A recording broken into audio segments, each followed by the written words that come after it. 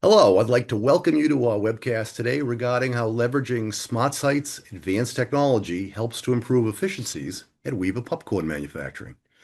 My name is Craig Resnick. I'm an industry analyst who's been covering industrial automation at the ARC Advisory Group for the last 26 years. And today, my special guests are John Oskin from Smart Sites. He's a senior vice president, and he was also the founder of Sage Clarity. He was a leading provider of Industry 4.0 applicator apps, which was acquired by Smart Sites in 2024. And joining John and myself today is Ton Kniezer, who is Weaver Popcorn's Director of Continuous Communications with over 24 years of experience doing total productive maintenance, it's easier to say TPM, at Unilever and Conagra before joining Weaver in 2024. At ARC, we focus very much on digital transformation in today's AI-driven world, and we take an outcome approach, based on research to help industry generate additional value and optimize performance. This is really done by researching industry drivers such as digitalization, including smart data-driven manufacturing and industry, 4.0 to 5.0, helping industry to improve operational and competitive excellence that increases performance. Researching, tech human symbiosis to help empower the workforce, to help them to work in tandem with AI and machines, increasing industry sustainability, including, enhanced reporting, decarbonization, energy management, circular economy metrics, and increasing the resilience of supply chains and operations. This is achieved really through focusing research on the workforce and physical plants and digital systems. But this webcast will show how Smart Site Solutions has helped to accelerate Weaver Popcorn's digital transformation journey. So, without further ado, let me introduce Tom Kniezer and John Oskin. How you doing today, Dom and John? Very good. Yeah, Very good.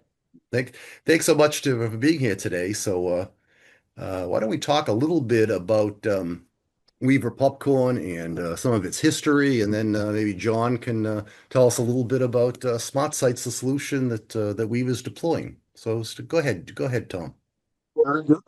So it all started with the Reverend Ira Weaver back in 1928, and he himself would hand shuck and deliver the popcorn by a horse-drawn carriage. So the history of Weaver popcorn goes back a long way.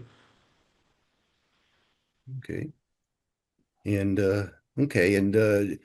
John, tell us a little bit about Smart Sites' involvement with Weaver. Sure. So Smart Sites has a suite of accelerator applications to help drive digital transformations. One of the key applications that Tom's using is a product called Able that we'll talk a little bit about later. But it's used heavily in food and beverage, CPG, high volume um, companies. So company like Tom's company at Weaver Popcorn that is producing at a very high volume rate. Uh, Downtime can very often be difficult to capture unless you have advanced data collection tools. And so that's some of what has been implemented at Tom's facility. Okay, that's great. Look forward to hearing more about it. But is but interesting. Operating in the dark, and Tom, you had mentioned before that real-time data at Weaver was operating in the dark. So tell us a little bit more about that, if you could, please. Sure. So, Craig, we knew like our base bag counts, cakes counts, um, but there was no detailed downtime or scrap data. And so I knew when I started here that we had to fix that. And that's when I reached out to John because I had used it in my past at several locations. Okay. So I think that is a case where I'm sure John will be able to tell us a little bit about how Smart Sites helps them not operate in the dark. Sure. Indeed. So these are some of the key solutions that we use the data for. Um, and we're going to actually go into each one of these and give some examples, but these are key for us. And on the technology side, so I mentioned Able, which is really the core data collection component in Weaver's solution. We also incorporate some other technologies. So Epicor provides connected dashboards for the project. And then Kepware is also used in conjunction with Able as we're pulling data from the PLCs and then analyzing it further with other parts of the software. Okay, it's I'm gonna say it's certainly interesting to see because now you have really kind of an ecosystem of solutions as well to help. That's right. And so the point is that, by having a composite set of solutions to solve this problem, we're bringing, best of breed applications Hmm. into Weaver Popcorn's facility for this purpose. Hmm. One of the things that we love about Able here is the fact that we can see that it's from a visual management standpoint. We can see what state each asset is in, whether it's in a run state, failed state, block state, or starved state. So that really gives us that real-time feel, and we can, whether we're in our office or we're on the floor, we can see these things real time. Hmm. And when we talk about intelligent root cause analysis, what we're able to do is a concept called first fault capture. What that means is that if a piece of equipment goes down, what normally happens is that downtime will start propagating up and down the production line, and eventually it'll take the line down. So figuring out who started it, if you will, can be a difficult task, and it typically involves a lot of PLC programming. So with Able, we're able to do this non-invasively, meaning we don't have to modify any PLC programs, which has some huge advantages. But then by tapping into each of the PLCs, we can then interrogate those PLCs for specific faults that are driving the downtime for the production line. Hmm. Yeah, I was going to say it's really very important today because with the turnover in the workforce, you don't necessarily have the abundance of people that really understand like 61131 programming. And Well, you're right. And then further to that point, on these high volume lines, I mean, they just generate a lot of downtime events. And so by unburdening the operator for having to assign reasons and pulling it directly from the PLCs, it really unburdens the operator from, doing other more important things in the factory. mhm, yes, so I want to talk a little bit more about some of the data-driven insights that Weave is able to use as a result of Able, or able to use, not no pun intended. Mhm.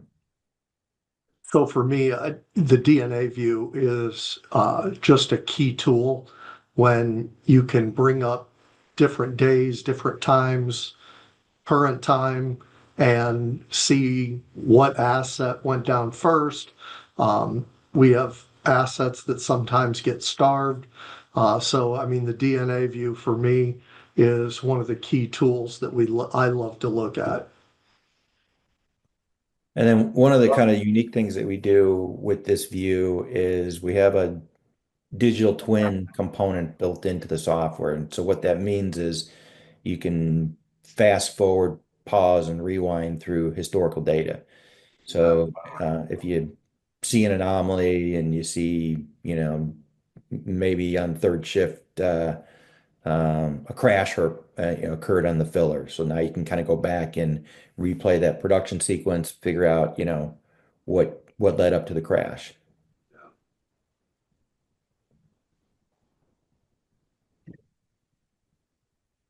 There's no question that predictive maintenance is essential for any plant to do what they can to kind of fight off, the thing that every plant certainly dreads is unscheduled downtime, and letting and helping preventative maintenance will avoid that as much as possible. But how is Weaver using certainly tools like Able to do preventative maintenance? So we definitely use our mean time between failure and our mean time to repair on breakdowns. Um, And then we use what we call breakdown analysis. So we can use that data to drive how many times that breakdown happens. And then after we've done the breakdown analysis to make sure it never happens again, we'll actually track it for a time until we say, hey, we've taken this breakdown to zero. So that is key in helping us drive to a zero breakdown maintenance focus. And then the other comment on that is, the software certainly provides, OEE and a lot of different ways to break down OEE, but I always view OEE as a result metric. And metrics like MTBF and MTTR are really diagnostic metrics. And what we found is that really the more advanced manufacturers are really focusing on MTBF and MTTR. So because they really can help you understand the nature of the losses. So Yeah, yeah, absolutely. Because one is on the keeping the plant up, but OEE typically is more of a production metric. So it's yeah, I was going to say I certainly agree with that assessment, and I'd say our research at ARC would certainly concur with that. good. Now as we shift over though, how does if you're both doing you're doing predictive maintenance, but now you're also how is Smart Sites helping Weaver with performance management? Yeah, so we definitely use the capability that the tool has, and we make what we call loss trees. So we can stratify those losses from, the top OEE and then break it out into uh, the planned downtime, how we've taken our planned downtime and break that apart so we can improve even planned downtime. And then we can also do our unplanned downtime and leverage those set targets. What we do is call an OEE plan. So we will make a plan to drive out those stops. And then when you start getting into, dashboarding around this information, it's important that you have the ability to personalize those kinds of views. So, what Tom is interested in looking at on a daily basis may be different than what one of the plant managers is interested in, or a production supervisor. So, having the ability to have, customized dashboards, being able to share dashboards among different users is an important concept. And then with that, with the Epicor part of the solution, you get really good, I call it kind of purpose-built BI capabilities. And so it allows you to really slice and dice the data a bunch of different ways. Hmm. Yeah, and because what it does is it's because it's role based, it really enables people to view with what they truly need to look at to do their job rather than getting distracted. Because one of the challenges we always find in the plants is that sometimes having too much on a screen, distracts you from what based on your role, what you need to be looking at and evaluating and making decisions on. So I think that's really critical that you're able to personalize the view based on role. Let's talk a little bit about benchmarking and kind of being able to compare how the Weaver's performance is and what its goals are and how Smart Sites can kind of help them with benchmarking. So it makes it so easy for us to, when we see common assets, we can set targets. We can, measure those assets compared to another line. So even the best performing line, we know what that's doing, and then we'll see another line that's not performing as well, and it helps us to set those benchmark targets. Hey, we're able to see this kind of result here. We should be seeing the same result. We can dig into that. It just makes it so easy for us to make that happen, I'll say. And then from an industry perspective, we've been doing benchmarking in different industry segments for a number of years. So there's a couple of interesting statistics to mention. For a production line that's averaging 60% OE, for example, you can expect about 20,000 line stoppages a year. So just think about that a little bit. Um, and with that, it's almost impossible to collect data manually to capture all that. So it really necessitates, some kind of automatic data collection. But it's taking those 20,000 stops a year and then reducing that down to 15, 13, 10 and more as you start making OE improvements. And it's all about the data. So, OE is a number, but being able to stratify that number with all your downtime losses and then being able to benchmark that against what other people are doing in the food sector, for example, can be helpful as you craft strategies for improvement. Hmm. And that's really where you could be also setting benchmarks up for things such as OEE in this particular case and being able to see, because you might be able to say, Yeah. if we can get a 2% increase in OEE and obviously tie the financial model to that 2% increase. So Yeah. that's really important. We industry best in class industry averages for OE is about 85%. We actually quote 82.5, and the reason is we use a top quartile concept. So, basically that top 25% are getting to that level. And so it's kind of having those targets out there for what you should strive for, which is important. Hmm. Yeah, I was going to say usually anything above 80% is really what people are striving for. So if you're being at that level's already good, and the good news is even still there's even still room to grow and to see the positive financial results as a result of that. But Yep. which now kind of brings us to the baselining. So if you could tell us a little bit more about how Smart Sites is helping certainly with Weaver's baselining, although now that you're teasing us with some popcorn, so I wish we should probably have been we should be having some now during this during our webcast.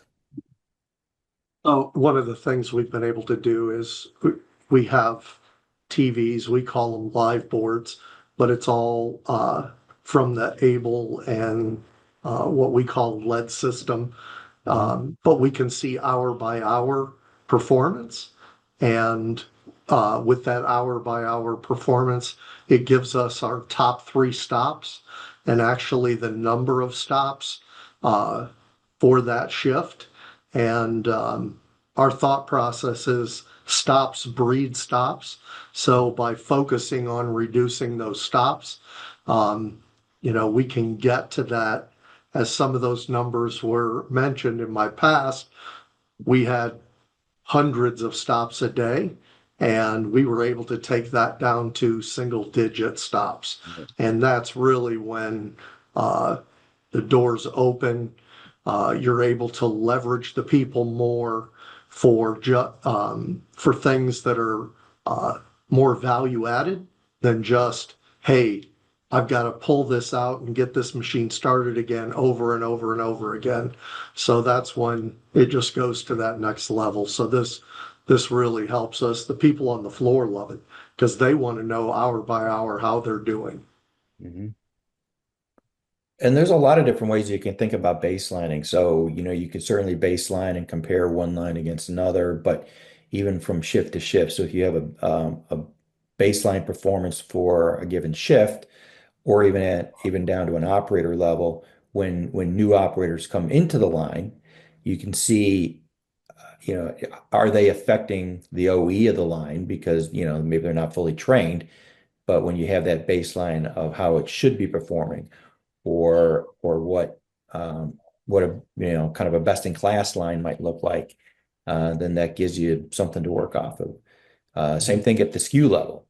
So you may have some SKUs that perform better than other SKUs. And understanding why that is may lead to, in some cases, product changes, could be line configuration changes resulting from those insights. Yeah.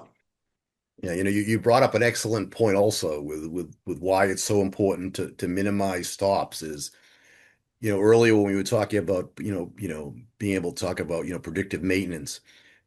Every time that you're stopping a conveyor line, you're putting more wear and tear on motors and drives and gearboxes and bearings. And so what it does, it shortens their life cycle. And obviously, so it has positive effects also on the on minimizing, any future unscheduled downtimes and lengthening the life cycle of those products. So there's a very strong financial component to also minimizing the 20,000 stops, Yes. you know. Now, let's talk a little bit about, kind of like how you're allocating your resources and focusing things on maintenance. And if you could tell us a little bit more about that, Tom. Oh, some of the things we do is we can use our data. We have a start count and end count, and we can use that to see where in the production cycle we're losing product. So it really helps us from a scrap perspective. And we've actually been able to make such improvements that we were able to go from running 7 lines to running 5 lines and running the same number of bags. Wow. And then I think, just an important point to make is that moving away from tribal knowledge, which can be subjective, to using real-time data, accurate data, et cetera, just arms you with better information to act on. So Yeah, and I think what's important, John, when you brought up the term tribal knowledge, is with the workforce challenges that every company has today. A lot of that tribal knowledge is retiring or no longer in the plant. And they expect the new workers, which are usually fewer in number and certainly less experienced, that and don't have that tribal knowledge, is how are you using tools such as Able to supplement what used to be based on tribal knowledge to help the new inexperienced employee make better decisions. yeah. And which So, in talking about employees, it certainly yeah. goes into skill gaps. So let's talk a little bit about that, Tom. It's what you at Weaver, and how does and John can tell us a little bit how Smart Sites, how Able helps narrow those skill gaps. Sure. So we're actually able to take, we talk a lot about OEE, but then we also look at our efficiency. You know, when you take all the changeovers, all the planned downtime out, and it's, hey, when the line's supposed to run, how well is it running? We can take that data, we can look at it by cell, by shift, by crew, and then we can identify what we call process failures. And we look at that from a 4M standpoint. And with this, we really try and focus on the method and the human. Mhm. And, if somebody has skill gaps, to your point about new hires, if those numbers are hidden in a shift on nights, and if you don't stratify that out, you're not going to be able to identify that skill loss. So we're able to do that. And then we can, it's no harm, no foul. If people don't have the skills, we have what we call CSD, the Continuous Skills Development Program, and we get people the knowledge and the skills they need to be successful. And so that's key for us. We have conversations with folks to help them. They know it's not, a penalty. It's just we want to help you get there. Yeah, and with the retirement activity that's going on and the influx of new talent, et cetera, closing these skill gaps with tools and technology can be very helpful. Yes. Yeah, it's a helpful and essential, but I think the point that I heard that was really great is that you're looking is that to encourage the employees to leverage training as something that the company encourages an enhancement. It's not punitive to say, I don't know something. And I think that's something that really speaks, to the Weaver company culture. Yes. And I think that's what's going to lead to, certainly a more productive employee. And you combine that certainly with leveraging, certainly tools such as Able to kind of give them the knowledge that they need to make the best decisions. I think that's definitely a winning combination. And now in these times where we spend, if there's two common themes of this time, is you can't finish a sentence without saying AI, and you can't also finish a sentence without using the word inflation. So the only way for certainly the companies to maintain their profitability in times where there's such cost pressures is to find other ways of reducing costs without without hurting the bottom line and without impacting the quality of the product. So tell us what Weaver's doing as far as reducing their costs and how Able's helping them do that. So we're really able to take that data and then we can take and dollarize it. So, we know what a percentage point of OEE for any particular line is worth, what downtime is worth, and we can take and put that into a simple format and share that with the people in that cell and on that line. And that really helps us go, hey, we've got a large loss here.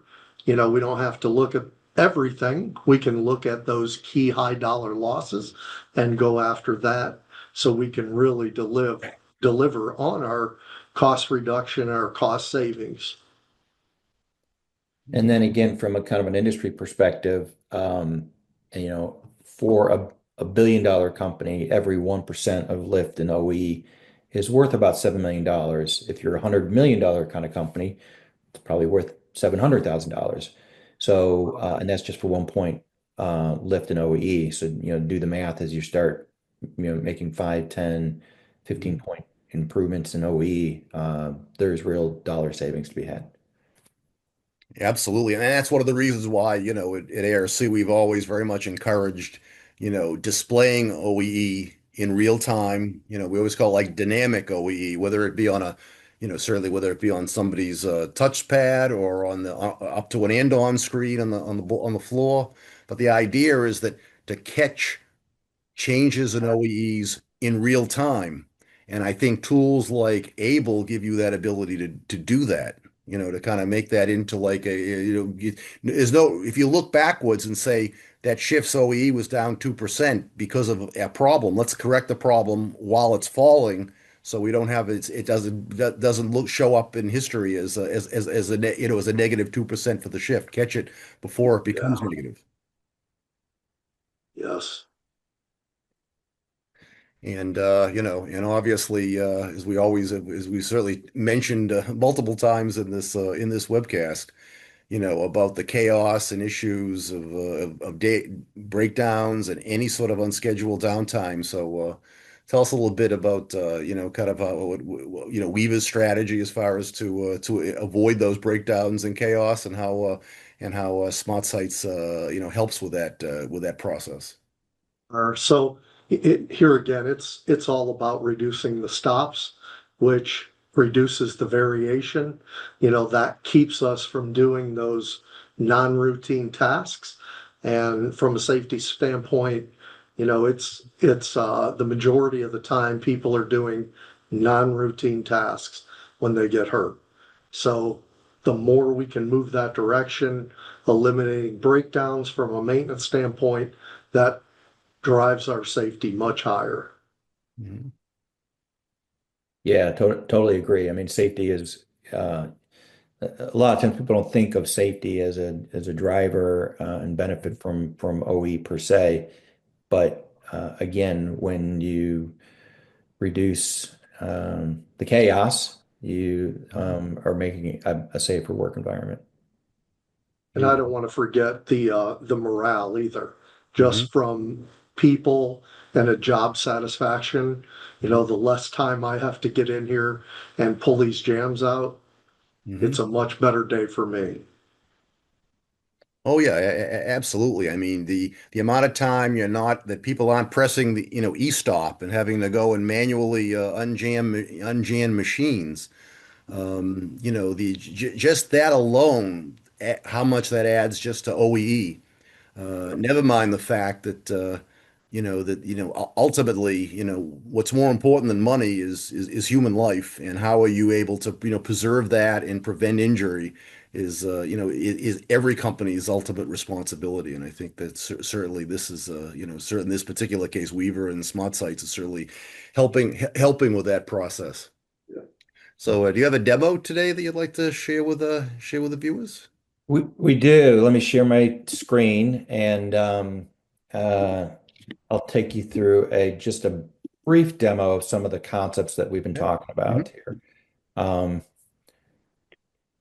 so what you're seeing here is just an example production line. So in this case, there's an unscrambler, an orienter, a filler, a bank of labelers, and then a case packer and a palletizer. This is a line you might find in any food and beverage plant, if you will.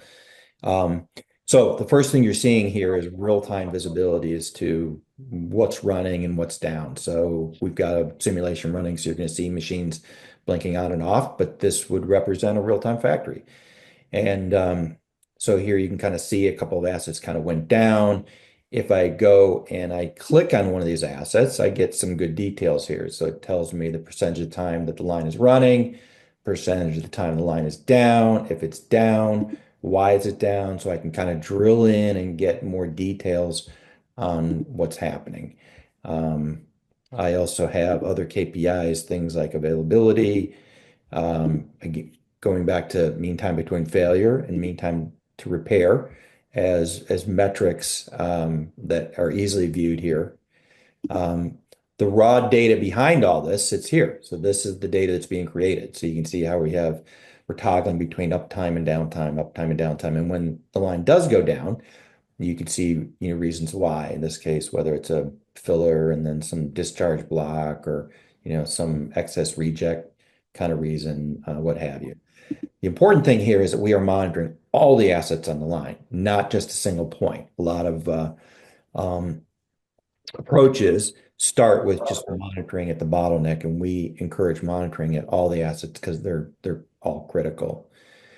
It gets really interesting when we look at what are called these DNA views, and the DNA views give us a better understanding of what's happening on the line. So at the top here is the line, and then all these rows underneath that represent the individual machines that make up that line. And so you can kind of see the periods of uptime in green. You can see when things go down or in red. If they're starved or black, they're going to show up in orange or yellow. Um, so it's a great visualization of how downtime can sort of propagate through the line. A better way to kind of demonstrate that concept is by clicking on this replay button. And if I do that, now what it does is it's giving me this split screen view where I have the line at the top, I've got the DNA view at the bottom, and then with that, um, what I can do is I can hit the play button here. I can fast forward it, and it's going to start to sequence through events. I can pause it, or I can slow walk it. So if I slow walk it through an event here you can kind of see where I've got a sequence where the case packer goes down, and then you can see things starting to get backed up. My labelers are starting to get backed up. My filler eventually um, goes down. And so this oval asset here, which represents the line, recognizes that now the production line is indeed down. And you have the reason behind that. So pretty powerful way of kind of looking at the data. Other things that we do is I could take this layout view and common way to kind of look at KPIs is just reporting out a number here, like you're seeing in this grid view. A more interesting way of doing that are with these heat map views. So I can go and if I bring up availability, for example, you can see I have the same kind of view of the line, but what the numbers represent is the KPI for availability. So you can kind of see that these labelers are kind of running in the high, the low 80s, high 70s, if you will. Mhm. If I flip that to mean time between failure, you can start to see that I have more machines in red, which are a little problematic. But then if I flip back to mean time to repair, everything's back in green, which means at least when the line goes down, maintenance is getting it back up and running. So it's not uncommon for a maintenance manager to just cycle through these heat map views to see where the hot spots are in the factory. And in this case, it's the back half of the line that's causing the problems on this particular day here. So that just gives you a little bit of ideas, some of the analysis you can get out of Able, and then from that we're deriving OE metrics and OE trends and a lot of other kind of data. So with that, I will then maybe turn it back to Tom, and Yeah. maybe Tom, you can talk a little bit about the results that you've seen. Okay. Or so, um, here again, we were running in the 50s from an efficiency standpoint, definitely below the industry standard.